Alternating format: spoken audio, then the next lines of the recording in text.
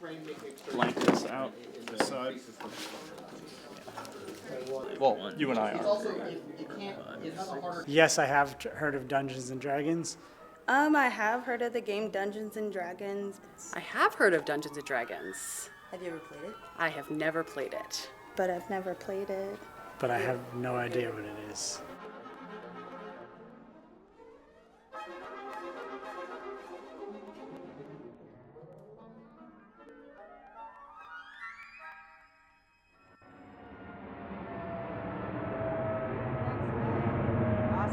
They're on a plane to play in the D&D World Championships.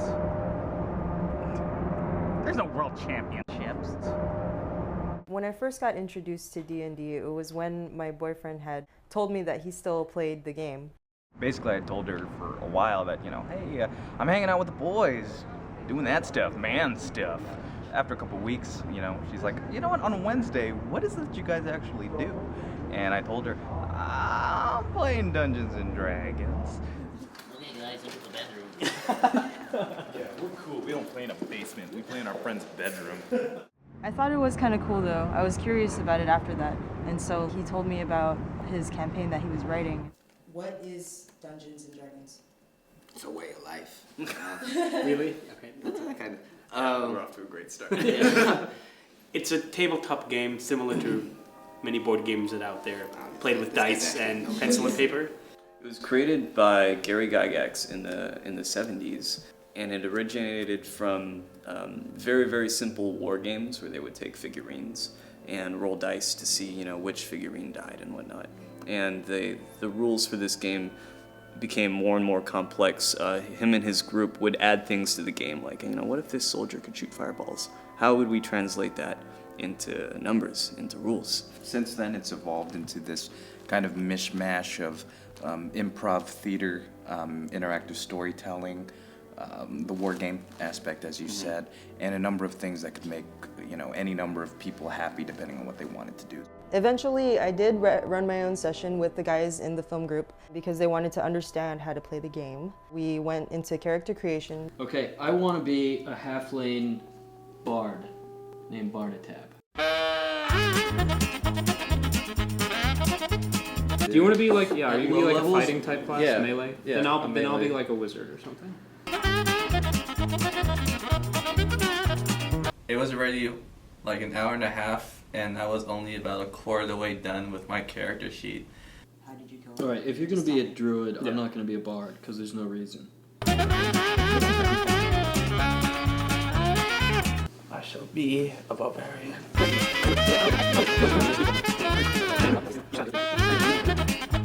Fuck it, What's a spell you have I'm to still do? being a druid, and I guess I'll still be David Bowie.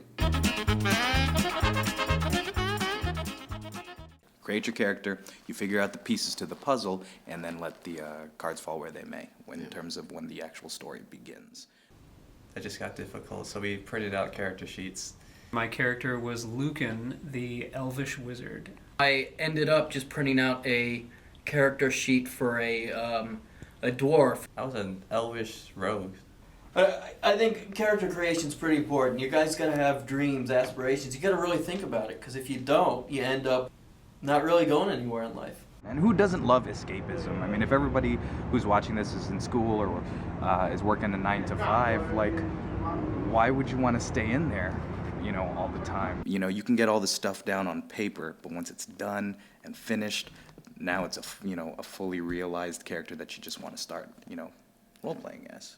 My boyfriend had asked me to write a story for one of his characters. In doing that and helping him write his campaign, it also helped me understand the DM will set up the whole story or the whole situation for all the players to play in. And once the DM tells them this is what's going on and this is where you're starting in your story, then the game can actually progress. I'm the DM, I want to do it. All right, you're the DM. You're the master of the dungeon. All right. The dungeon master is the primary storyteller, although as Mark said, it's really the whole group who creates a story together as you play. But the dungeon master is the final arbitrator of what is possible and what isn't possible. It is the job of the dungeon master to give the players as many opportunities for fun as possible. If the players are a paintbrush and the canvas is the game, then the DM is the hand that's holding the paintbrush, and will bring it back onto the canvas if it's straying a little too far. But for the most part, the paintbrush is what determines what the painting's gonna look like at the end of it. I remember being 12 years old. That's when the first printing of the 3rd edition books came out. And those were fucking beautiful books. This book looked like a for real spell book, you know, with the bindings and all that. And it looked awesome. And I remember looking through that and thinking, wow, this is a game? This is amazing. People actually go out and play this? And I didn't know any groups back then, right?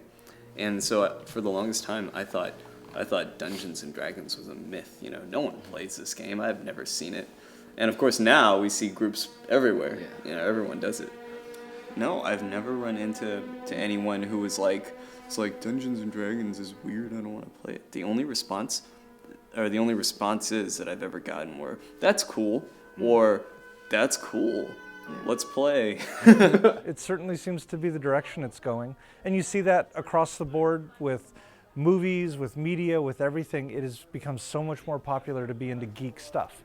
You know, all the comic book movies, Lord of the Rings, all that stuff. That never would have made it when I was a kid. For me, a big part of it is, you know, taking charge of basically what is your own movie. Because at the end of the day, we don't sit there and say, that was a great story you told, as telling the Dungeon Master. It was a comprehensive, collective effort to tell the best story possible. That we look at ourselves and say, you know, wow, that was really cool. Did you plan that? No, I didn't, but it happened. You know. When everybody wants the same thing, then the story just unfolds and goes in this amazing direction.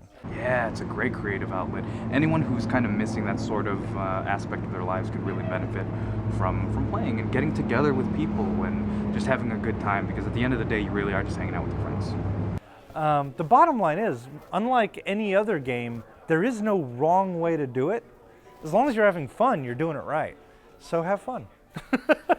Yes, they are. I feel like D&D is a way for people to be able to tell their story, you know, whether they need a character or to do it or not. You know, like they can create a character that's exactly like who they are, or they can create a character that's the complete opposite of who they are and act out the things that they've never gotten to do, or tell a story of something that happened to them, like through this character.